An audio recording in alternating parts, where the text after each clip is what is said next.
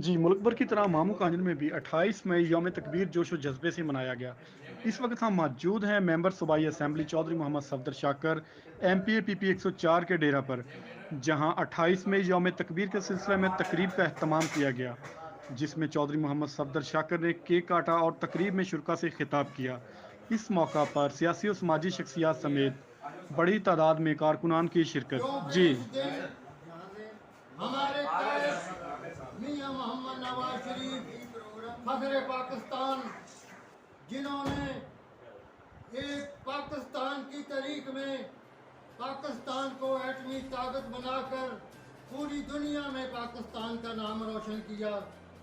और आज अल्लाह के फजल करम से पाकिस्तान एक एटमी ताकत बन चुका है और किसी मुल्क की ये जरूरत नहीं है कि पाकिस्तान की तरफ वो मैली आंख से देखे।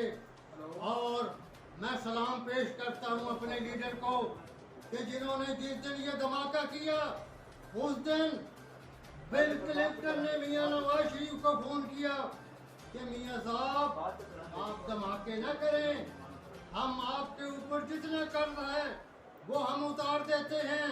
लेकिन मैं सलाम पेश करता हूं अपने लीडर को। मेरे लीडर ने कहा, बिलिंगटन साहब मैं पाकिस्तान की सालमियत पे सौदा नहीं कर सकता, मैं पाकिस्तान की अजमत पे सौदा नहीं कर सकता।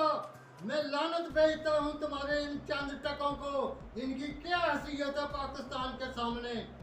और उन्होंने बिल क्लिंटन को ये कहा कि हालात के कदमों में कलंदर नहीं झुकता, हालात के कदमों में कलंदर नहीं झुकता। टूटे जो कभी तारा जमीन पे नहीं गिरता, गिरते हैं बड़े शौक से समुंदर में दरिया, लेकिन किसी दरिया में समुंदर नहीं गिरता। और मियां नवाज शरीफ ने धमाके कर दिए, पूरी दुनिया में पाकिस्तान का नाम रोशन हो गया। आज अल्लाह के फजल करम से आप एक एटमी ताकत हैं और किसी की जरूरत नहीं है कि वो आपकी तरफ देखे। ये इंडिया है, इसकी जरूरत नहीं है कि मुंह कज्जर करे। तो मेरे भाई